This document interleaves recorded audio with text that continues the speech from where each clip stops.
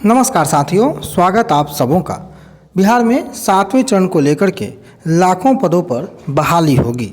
लगातार ऐसी खबरें आप लोगों तक पहुंचते रहती है।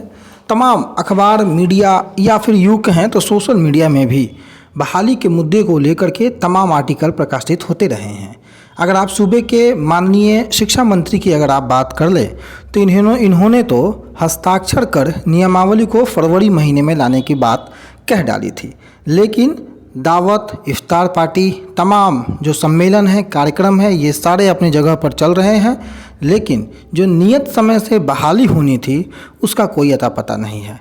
सरकार जो कि केंद्र सरकार है, स्कूलों में शिक्षकों के रिक्त पदों को समयबद्ध तरीके से भरने को लेकर के एक आदेश दिया है। हालांकि ये आदेश 2 दिन पूर्व का है, लेकिन मुझे कुछ बात समझानी है, इस कारण से इस आदेश को मैं आज संलग्न कर रहा हूँ। देश भर में लगभग 10 लाख से अधिक जो हैं शिक्षकों के पद खाली हैं, और अगर बिहार की बात कर लें तो बिहार में कुल 1.87 लाख की जो है वो डाटा देखने को मिल रही है। और अगर आप आंकड़ों की बात कर लें तो आंकड़ों में तो 3 लाख से अधिक पद केवल शिक्षा विभाग में खाली है, ऐसा विभागीय मंत्री महोदय ने ही कहा है। यूपी में भी 1 लाख से ज़्यादा पद रिक्त हैं। और अगर 2022 के वर्ष का उनकी स्थिति का अगर बात करें तो एक रिपोर्ट में कहा गया था कि बिहार में 1.87 लाख और उत्तर प्रदेश में तकरीबन 1 लाख से ज़्यादा शिक्षकों के पद रिक्त हैं। वहीं पश्चिम बंगाल की बात कर ले तो 55,000, मध्य प्रदेश में करीब 69,000, छत्तीसगढ़ में शिक्षकों के करीब 38,652 पद।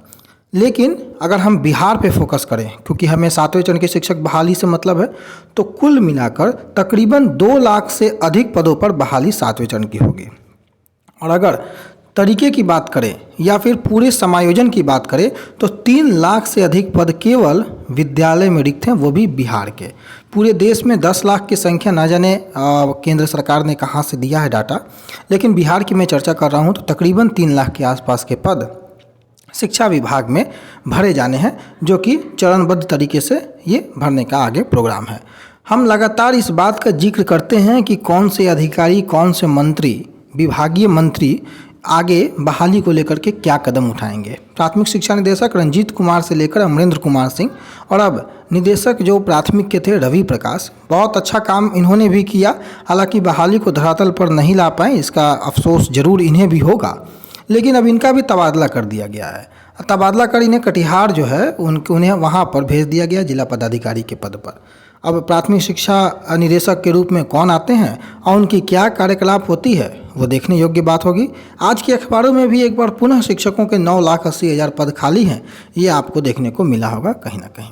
तो कुल मिलाकर लगातार बढ़ती क्रेज बीएड में, चाहे महिला हो पुरुष हो, बीएड का भी जो आपको एंट्रेंस एग्ज़ाम हुआ है वहाँ भी आपने देखा होगा, लगातार भीड़ जो है लगभग 1,64,000 के आसपास के अभ्यर्थी वहाँ भी शामिल हुए थे। और इतनी लाखों लाख की संख्या में अभ्यर्थी बीएड कर रहे हैं, ट्रेनिंग की ओर रुझान है, फिर भी बहाली के नाम पर जीरो है। तो लगातार बीएड या फिर डीएलएड करने वाले अभ्यर्थियों के लिए भी चिंता का सबब है। लेकिन बिहार में शिक्षक बहाली समय पर नहीं हो पा रही है, ये सबसे बड़ा परेशानी का कारण है। हमने लगातार कई बार इस मुद्दे को लेकर के आगे बढ़ने का भी प्रयास किया, लेकिन अंतोगत्वा हाथ अब तक खाली है। शिक्षा मंत्री महोदय या फिर अधिकारी महोदय की बात कर ले, सचिवालय में जब कैंडिडेट जाते हैं उनकी बात कर ले, तो सारी चीज़ों पर जो है वो केवल मोहर लगनी बाकी होती है, तैयारी सारी पूर्ण होती है। लेकिन ये मोहर लगेगी कब, ये सबसे बड़ा सवाल है, और यह सवाल कब खत्म होगा यह किसी को पता नहीं है। माननीय मंत्री महोदय कैबिनेट की बैठक लगातार 10 तारीख है, आज भी है, देखना होगा कि क्या कुछ निकल कर सामने आता है। लेकिन फिर भी जो परिस्थितियां बन रही है उसमें नियमावली का आना बहुत आवश्यक है, और जब तक नियमावली नहीं आती है तब तक हमें इंतज़ार करना होगा। कैबिनेट की बड़ी बैठक होती है, जो भी नतीजा सामने आता है आपके सामने हम लाएंगे। तब तक के लिए अपना बहुत ख्याल रखिएगा। धन्यवाद।